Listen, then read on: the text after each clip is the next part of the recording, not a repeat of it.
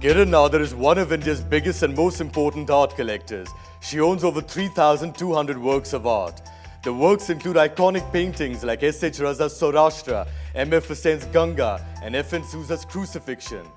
Kiran Nadar is married to the founder of HCL, Shiv Nadar.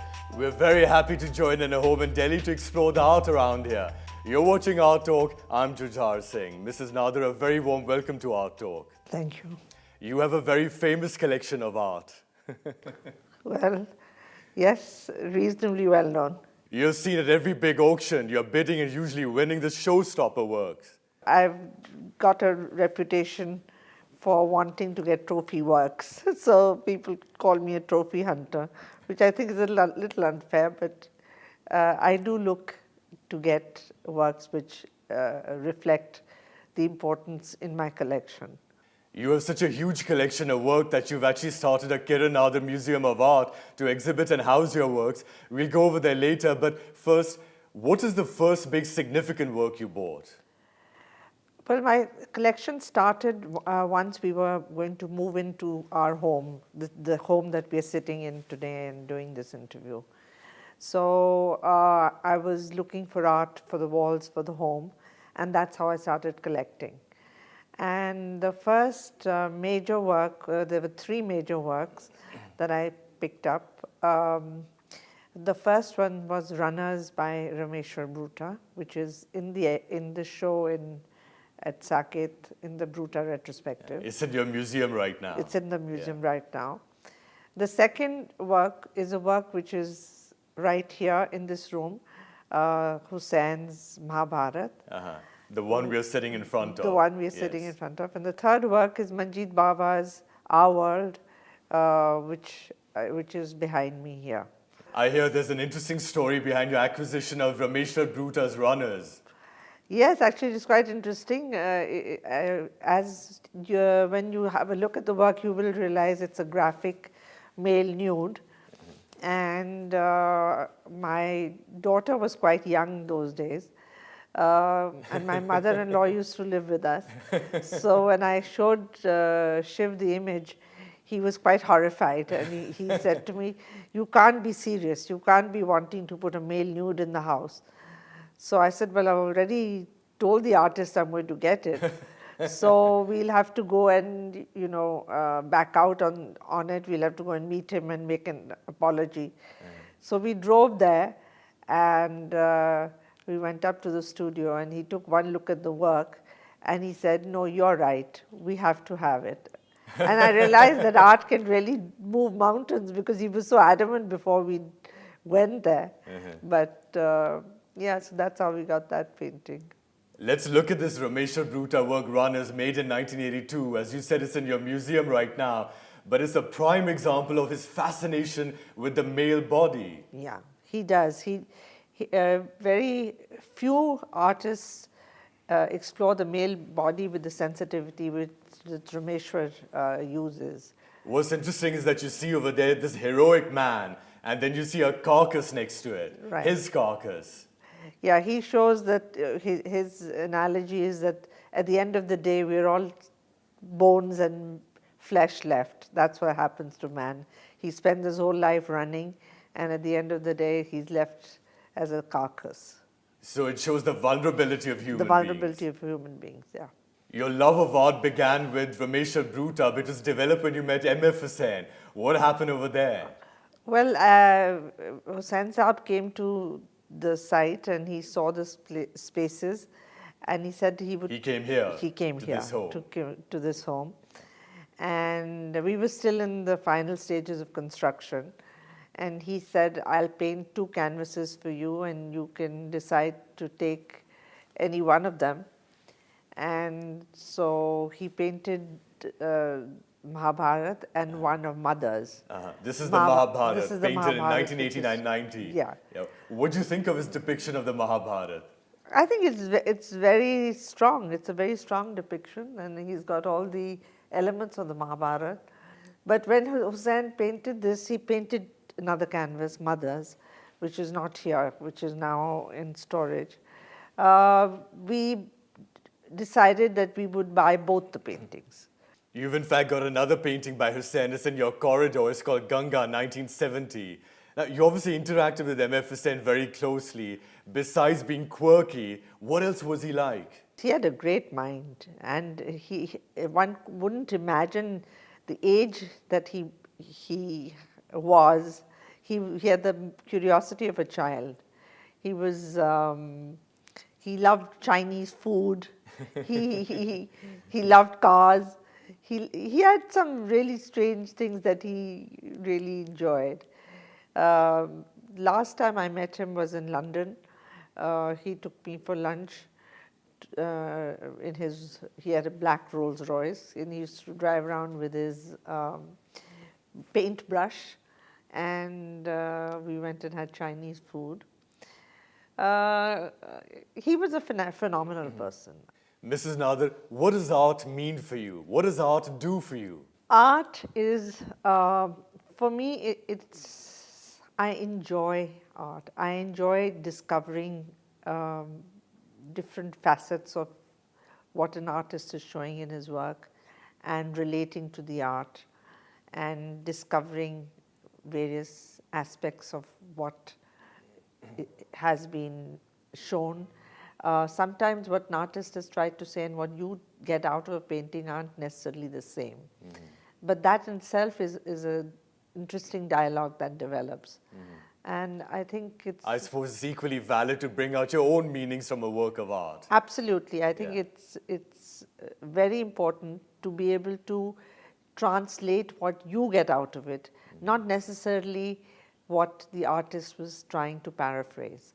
You're the owner of 3,200 works of art. How do you make your decisions on how to buy art? Sometimes instinctively, sometimes now a lot more judiciously. Instinctively meaning? Instinctively meaning if I see a work and I relate to it, I feel that this is a work the museum should acquire. And then I do the research on it and then get down to buying. But my first instinct is quite strong on acquisition.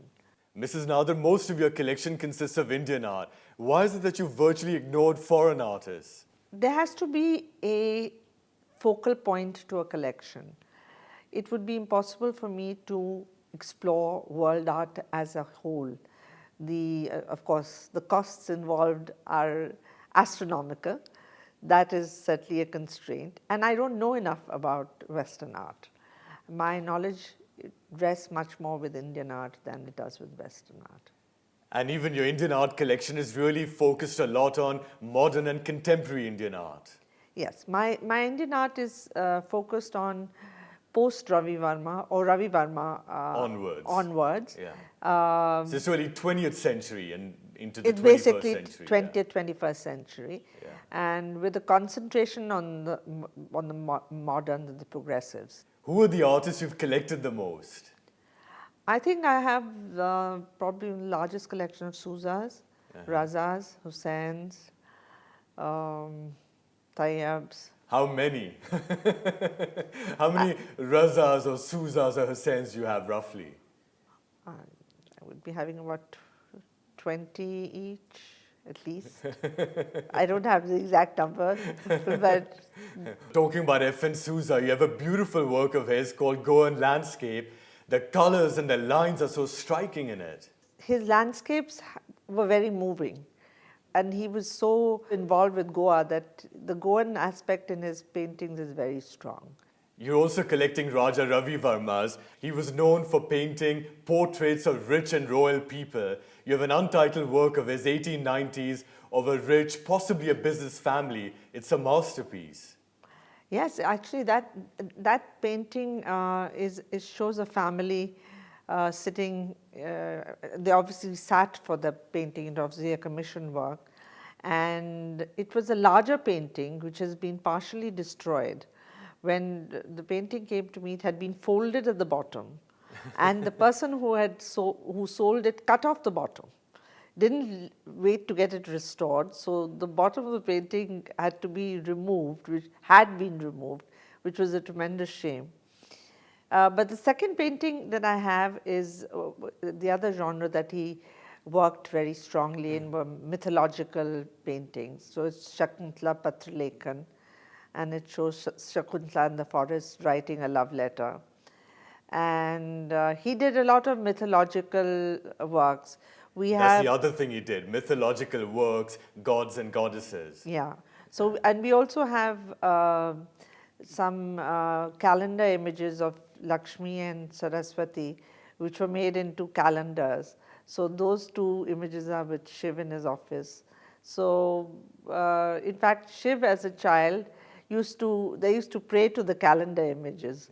So when this came up in auction, he said, "You have to get this. I have a great relationship with these paintings." Well, there was a time when millions of Indians actually worshipped Raja Ravi Varma's goddesses. Yeah, and Shiv's family was one of them. So it's nice to have them in his office today, where Shiv is very religious. So he does, even now he sort of treats them as works of gods and goddesses and treats them with the same reverence.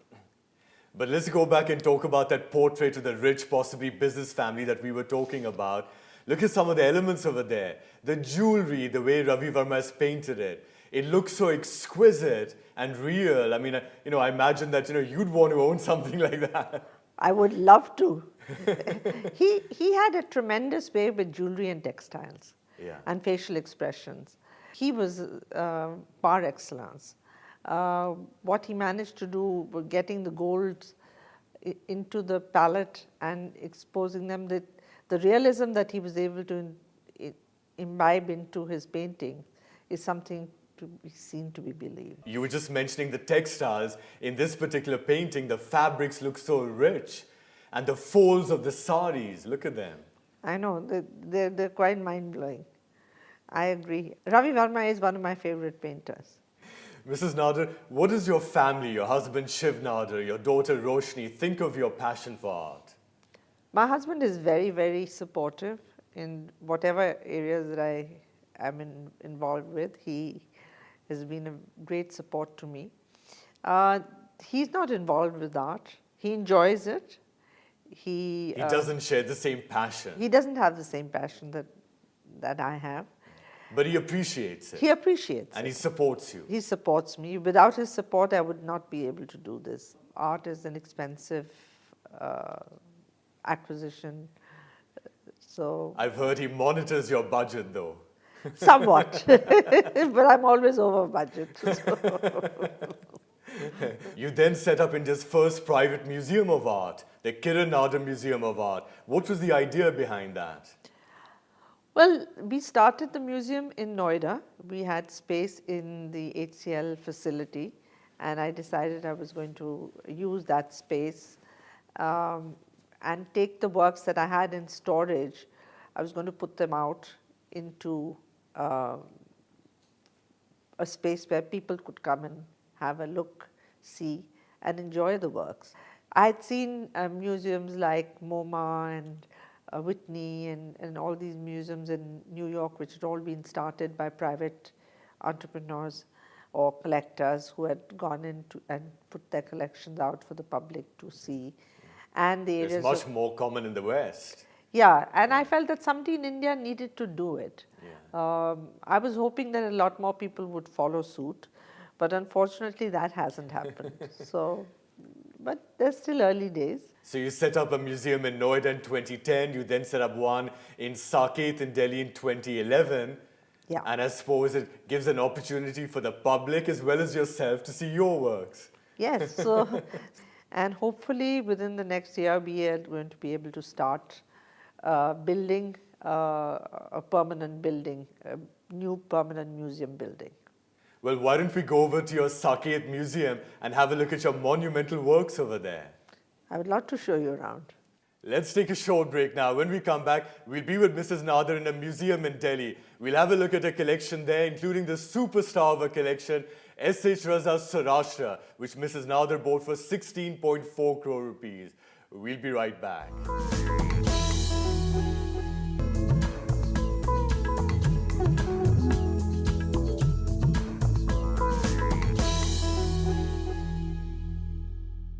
Welcome back. You're watching Art Talk with me, Jujhar Singh.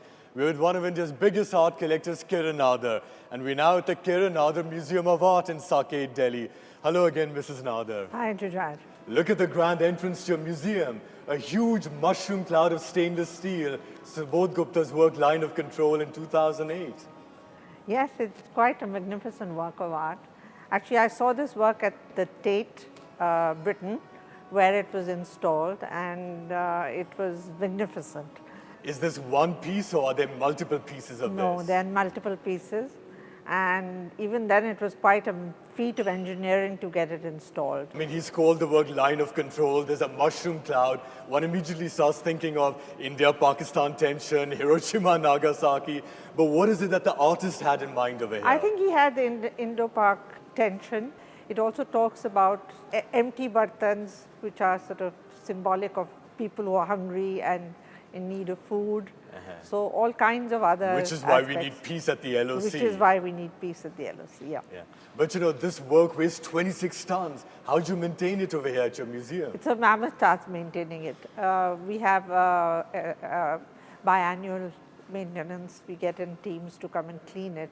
All right, let's move inside the museum now and see a work by another iconic artist, S.H. Raza, and his famous work, Saurashtra. Okay. Come, let's go.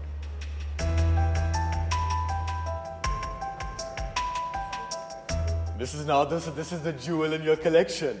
S.H. Raza's Saurashtra, painted in 1983.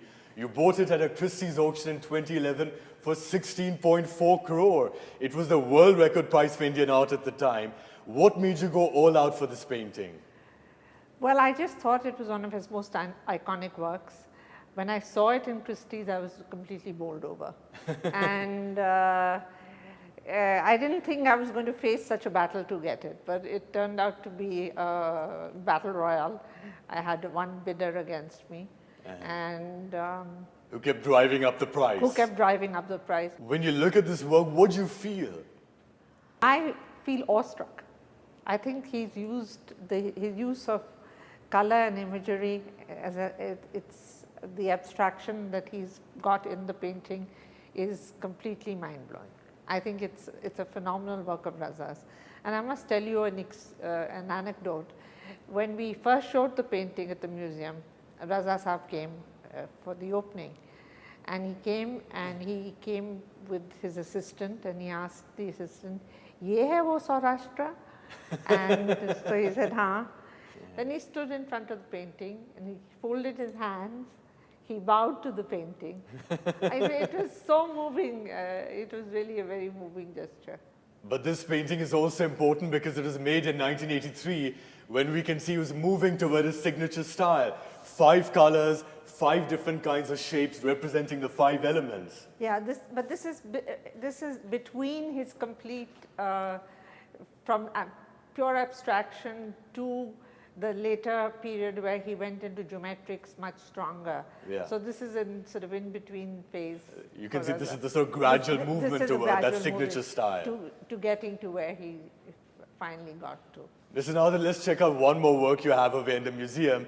Anish Kapoor's work, another iconic artist, Indian-born, London-based sculptor. Let's have a look round the corner.